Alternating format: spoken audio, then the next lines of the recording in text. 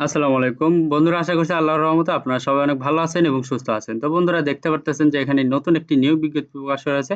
তো আপনারা এখানে দেখেন যে কয়েকটি প্রায় ১ থেকে ১০ টি ক্যাটেগরিতে আবেদন করতে পারবেন। তো এখানে গাড়ি চালক, ডাটা এন্ট্রি অপারেটরে ৯ টি লোক নেবে, অফিস সহকারী কাম কম্পিউটার অপারেটরে ১৮ টি লোক নেওয়া হবে। তো এখানে হিসাব রক্ষক পদে ৯ টি লোক লোক নিয়োগ করা হবে। কম্পিউটার অপারেটর ৪ টি এখানে সহকারী ইঞ্জিনিয়ার আছে, সহকারী প্রোগ্রামার আছে। তো আপনারা এখানে সর্বনিম্ন এসএসসি ৮ম শ্রেণী হইতে SSC, HSC, honours pass, degree pass, তারপরে বিএসসি ইঞ্জিনিয়ারিং সকল শিক্ষাগত যোগ্যতায় আবেদন করতে পারবেন। তো বন্ধুরা আজকের ভিডিওটি হচ্ছে যে বাংলাদেশ কর্মচারী কল্যাণ বোর্ড থেকে তো এই নিয়োগ বিজ্ঞপ্তিটা নতুন ৭ মে ২০২৪ তারিখে নিয়োগ বিজ্ঞপ্তিটা প্রকাশ করা হয়েছে। তো আপনারা এখানে বাংলাদেশ সকল জেলা থেকে আবেদন করতে পারবেন। তো কিভাবে আবেদন করবেন, কোন ক্যাটেগরিতে কতগুলো লোক নেওয়া হবে, শিক্ষাগত যোগ্যতা কি, কি বেতন স্কেল কত, কিভাবে আপনারা আবেদন করবেন, তো সবকিছুই থাকছে আজকের ভিডিওতে এবং ভিডিওটি শেষে বলে দিব আপনাদের আবেদন করতে কি, কি ধরনের কাগজপত্র লাগবে। তো বন্ধুরা আপনারা যদি আমার এই ভিডিওতে নতুন দর্শক হয়ে থাকেন আপনাদেরকে অসংখ্য ধন্যবাদ আমার এই ভিডিওতে আসার জন্য এবং ভিডিওটি দেখার জন্য। তো যদি ভিডিওটি ভালো লাগে অবশ্যই ভিডিওতে লাইক, কমেন্ট এবং শেয়ার করে জানাবেন ভিডিওটি কেমন হলো এবং আমার ইউটিউব চ্যানেল আনলিমিটেড জব ইনফোভিডি চ্যানেলটা অবশ্যই আপনারা সাবস্ক্রাইব করে রাখবেন। তো চলুন আজকের ভিডিওটি শুরু করা যাক। তো এখানে দেখতে পারতেছেন ১ নম্বর যে পদ রয়েছে এটা হচ্ছে সহকারী পরিচালক। এখানে বেতন স্কেল ধরা আছে ২২,০০০ থেকে ৫৩,০৬০ টাকা। এখানে পদ সংখ্যা ধরা আছে ২ টি। শিক্ষাগত যোগ্যতা চেয়েছে কোন শিক্ষিত বিশ্ববিদ্যালয় হতে ন্যূনতম ২য় শ্রেণী বা সমমানের সিজিপিএতে স্নাতক বা সমমানের ডিগ্রি এবং ২য় শ্রেণীর স্নাতকোত্তর ডিগ্রি থাকতে হবে। এরপর ২ নম্বর হচ্ছে সহকারী প্রোগ্রামার। এখানে বেতন স্কেল ধরা আছে ২২,০০০ থেকে ৫৩,০৬০ টাকা। তো এখানে পদ সংখ্যা ধরা আছে ১ টি। শিক্ষাগত যোগ্যতা কোন শিক্ষিত বিশ্ববিদ্যালয় হতে computer science and engineering, electrical and electronics engineering, information and communication technology সংশ্লিষ্ট বিষয় ন্যূনতম ২য় শ্রেণী বা সমমানের সিজিপিএতে স্নাতক বা সমমানের ডিগ্রি থাকতে হবে। বোর্ড কর্তৃক নির্ধারিত নিয়োগ পদ্ধতি অনুসরণপূর্বক গৃহীত পরীক্ষায় উত্তীর্ণ হতে হবে। এরপরে ৩ নম্বরে দেখেন যে সহকারী মেইনটেন্যান্স ইঞ্জিনিয়ার। এখানে বেতন স্কেল ধরা আছে ২২,০০০ থেকে ৫৩,০৬০ টাকা। তো এখানে পদ সংখ্যা ধরা আছে ১ টি। এখানে শিক্ষাগত যোগ্যতা চেয়েছে কোন শিক্ষিত বিশ্ববিদ্যালয় হতে computer science and engineering, electrical and electronics engineering, information and communication technology সংশ্লিষ্ট বিষয় ন্যূনতম ২য় শ্রেণী বা সমমানের সিজিপিএ সহ স্নাতক বা সমমানের ডিগ্রি থাকতে হবে। এরপরে ৪ নাম্বার দেখতে পারতেছেন পরিবহন কর্মকর্তা। এখানে বেতন স্কেল ধরা আছে ১৬,০০০ থেকে ৩৮,৬৮০। এখানে পদ সংখ্যা ধরা আছে ১ টি। শিক্ষাগত যোগ্যতা কোন শিক্ষিত ইনস্টিটিউট হইতে ৪ বছর মেয়াদী mechanical engineering and automobile engineering A diploma এবং সংশ্লিষ্ট কাজে বাস্তব অভিজ্ঞতা থাকতে হবে। এরপরে ৫ নাম্বার দেখতে পারতেছেন কম্পিউটার অপারেটর। এখানে আপনার বেতন স্কেল হচ্ছে ১১,০০০ থেকে ২৬,৫৯০। তো এখানে আপনারা ৪ টি পদে আবেদন করতে পারবেন। শিক্ষাগত যোগ্যতা যে কোনো শিক্ষিত বিশ্ববিদ্যালয় হতে বিজ্ঞান বিভাগে ন্যূনতম ৩য় শ্রেণী বা সমমানের সিজিপিএতে স্নাতক বা সমমানের ডিগ্রি থাকতে হবে। এরপরে কম্পিউটার মুদ্রাক্ষরে প্রতি মিনিটে বাংলায় ২৫ শব্দ এবং ইংরেজিতে ৩০ শব্দের গতিসহ সংশ্লিষ্ট বিষয় স্ট্যান্ডার্ড অ্যাপটিটিউড টেস্টে উত্তীর্ণ হতে হবে। এরপরে দেখতে পারতেছেন ৬ নম্বর যে ক্যাটেগরি এটা হচ্ছে হিসাব রক্ষক। এখানে বেতন স্কেল ধরা হচ্ছে ১১,০০০ থেকে ২৬,৫৯০। তো এখানে আপনারা মোট ৯ টি পদে আবেদন করতে পারবেন। শিক্ষাগত যোগ্যতা কোন শিক্ষিত বিশ্ববিদ্যালয় হতে বাণিজ্য বিভাগে ন্যূনতম ২য় শ্রেণী বা সমমানের সিজিপিএতে সহ স্নাতক বা সমমানের ডিগ্রি থাকতে হবে এবং সংশ্লিষ্ট কাজে বাস্তব অভিজ্ঞতা থাকতে হবে। এরপরে দেখতে পারতেছেন ৭ নাম্বার যে ক্যাটেগরি রয়েছে এটা হচ্ছে ক্যাশিয়ার। এখানে আপনারা বেতন স্কেল পাবেন ১০,২০০ থেকে ২৪,৬৮০। এখানেও একটি ক্যাটেগরিতে আপনারা আবেদন করতে পারবেন বা একটি পদে।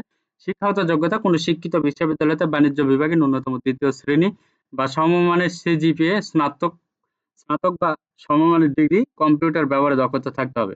এরপর ৮ নাম্বার হচ্ছে অফিস সহকারী কাম কম্পিউটার মুদ্রাক্ষরিক। এখানে বেতন স্কেল ধরা আছে ৯,৩০০ থেকে ২২,৪৯০। তো আপনারা এখানে ১৮ টি পদে আবেদন করতে পারবেন। শিক্ষাগত যোগ্যতা কোন শিক্ষিত বোর্ড হতে ন্যূনতম উচ্চ মাধ্যমিক সার্টিফিকেট বা সমমানের পরীক্ষা উত্তীর্ণ হইলে হবে।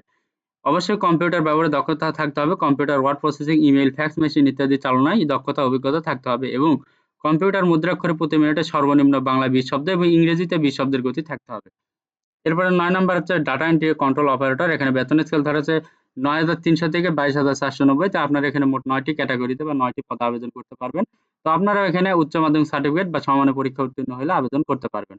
তো অবশ্যই কম্পিউটার মুদ্রাক্ষরে প্রতি মিনিটে সর্বনিম্ন বাংলায় ২০ শব্দ এবং ইংরেজিতে ২০ শব্দের গতি সহ সংশ্লিষ্ট বিষয় স্ট্যান্ডার্ড অ্যাপটিটিউড টেস্টে উত্তীর্ণ হতে হবে। এরপর ১০ নম্বর দেখতে পাচ্ছেন গাড়ি চালক। এখানে বেতন স্কেল ধরা হয়েছে ৯,৩০০ থেকে ২২,৪৯০। তো আপনারা এখানে মোট ২ টি পদে আবেদন করতে পারবেন। তো এখানে শিক্ষাগত যোগ্যতা ৮ম শ্রেণী পাস হলে আপনি আবেদন করতে পারবেন। তবে অবশ্যই হালকা গাড়ি চালানোয় বৈধ হালকা ড্রাইভিং লাইসেন্স থাকতে হবে। তো বন্ধুরা এখন আপনাদের দেখাবো যে এখানে দেখেন বয়স সীমা কত হতে হবে। অবশ্যই আপনাকে ১৮ থেকে ৩০ বছর বয়সের ভিতরে হতে হবে বা ১৮ থেকে ৩২ বছরের বয়সের ভিতরে হতে হবে। এর বাইরে হলে কিন্তু আপনি আবেদন করতে পারবেন না। তো এখানে আপনারা কিভাবে আপনার শিক্ষাগত যোগ্যতা বা আপনার যোগ্যতা যাচাই করবে সেগুলো বলে দেওয়া হবে। ভিডিও শেষে আপনারা ধৈর্য সহকারে ভিডিওটি দেখতে থাকুন। তো এখানে দেখতে পারতেছেন আবেদনপত্র পূরণ সংক্রান্ত তথ্যাবলী। তো এখানে পরীক্ষায় অংশগ্রহণে ইচ্ছুক প্রার্থীগণ এখানে লিঙ্ক দেওয়া আছে। এই যে এই লিঙ্কে ক্লিক করে আপনাকে আবেদন করতে হবে। তো আবেদনের সময়সীমা হচ্ছে এবং ফি জমাদানের শুরুর তারিখ হচ্ছে ৯/৫/২০২৪ সকাল ৯ ঘটিকা এবং অনলাইনে আবেদনের শেষ তারিখ হচ্ছে ৩১/৫/২০২৪ বিকাল ৪ ঘটিকা। তো আপনাকে এই সময়ের ভেতরে আবেদন করতে হবে এবং আবেদনের পাশাপাশি আপনাকে ৩০০x৩০০ পিক্সেল একটি রঙিন ছবি এবং ৩০০x৮০ পিক্সেল একটি স্বাক্ষর আপলোড করতে হবে। এটা অবশ্যই আপনাকে দিতে হবে আবেদনপত্রের সাথে এবং পাশাপাশি আপনাকে পরীক্ষার ফি বাবদ যে টাকা সেটা আপনাকে টেলিটক প্রিপেইড নাম্বারের মাধ্যমে পরিশোধ করতে হবে সর্বোচ্চ ৭২ ঘন্টার ভেতরে। তো বন্ধুরা এখন আপনাদেরকে দেখাবো যে ১ থেকে ১০ নাম্বার ক্যাটেগরিতে আবেদনের জন্য আপনাকে কোন ক্যাটেগরিতে কত টাকা ফি দিতে হবে। তো এখানে দেখতে পারতেছেন যে ১ থেকে ৩ নাম্বার ক্যাটেগরিতে যেগুলো জব রয়েছে সেগুলোতে আপনাকে ৳৬৬৯ আপনাকে পরিশোধ করতে হবে টেলিটক প্রিপেইড নাম্বারের মাধ্যমে। আবার এখানে দেখতে পাচ্ছেন ৪ নাম্বার ক্যাটেগরির জন্য আপনাকে ৳৫৫৮ পরিশোধ করতে হবে এবং ৫ থেকে ১০ নাম্বার ক্যাটেগরির জন্য আপনাকে ৳২২৩ পরিশোধ করতে হবে টেলিটক প্রিপেইড নাম্বারের মাধ্যমে সর্বোচ্চ ৭২ ঘন্টার ভেতরে। যদি আপনি সর্বোচ্চ ৭২ ঘন্টার ভেতর পরীক্ষার ফি জমা না দেন তাহলে আপনার আবেদনপত্রটি বাতিল বলে গণ্য হবে, গৃহীত হবে না। তো পরীক্ষার ফি দেওয়ার পরে কি করবেন? দেখেন এখানে এক্সাম্পল হিসেবে এসএমএস দেওয়ার অপশন করে দিয়েছে যে আপনার মোবাইল ফোনতে আপনি এইভাবে তাদেরকে এসএমএস করবেন। তো এভাবে এসএমএস করলে তারা একটি আপনাকে ইউজার আইডি পাসওয়ার্ড দিয়ে দিবে। ইউজার আইডি পাসওয়ার্ড দিয়ে আপনি এই লিংকে ক্লিক করে লগইন করবেন। লগইন করার পর আপনি দেখতে পারবেন যে ওখানে আপনার রোল নাম্বার থাকবে, পদের নাম থাকবে, ছবি থাকবে, পরীক্ষার তারিখ থাকবে, সময় ও ভেন্যুর নাম থাকবে।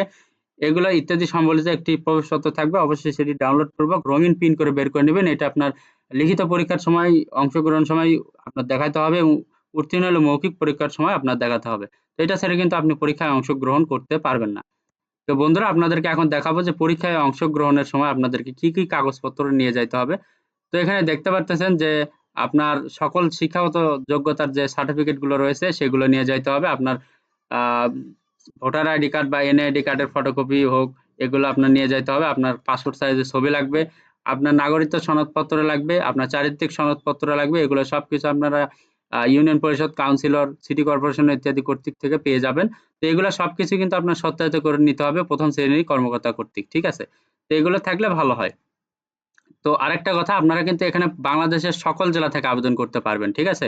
সকল জেলা থেকে আবেদন করতে পারবেন। তো আপনাদের এখানে যদি শিক্ষাগত যোগ্যতা মিলে যদি ভিডিওটি যদি উপকৃত হন, শিক্ষাগত যোগ্যতায় যদি আপনারা এখানে চাকরি পেয়ে যান, উপকৃত হন অবশ্যই আ আপনাদেরকে কংগ্রাচুলেশন। তো ভিডিওটি আজকে অনেক বড় হয়ে গেল। সবাই ধৈর্য সহকারে দেখার জন্য সবাইকে অসংখ্য ধন্যবাদ। তো ভিডিওটি ভালো লাগলে অবশ্যই লাইক, কমেন্ট এবং শেয়ার করবেন যাতে আপনি দেখার পাশাপাশি আপনার বন্ধুরাও দেখে এখান থেকে উপকৃত হতে পারে এবং ভিডিওটি ভালো লাগলে অবশ্যই আমার ইউটিউব চ্যানেল আনলিমিটেড জব ইনফোভিডি চ্যানেলটি অবশ্যই সাবস্ক্রাইব করে রাখবেন। তো সবার জন্য অনেক শুভকামনা। সবাই ভালো থাকবেন, সুস্থ থাকবেন। আল্লাহ হাফেজ। দেখা হচ্ছে নতুন কোনো ভিডিওতে। Thanks for watching. Please like, share, subscribe.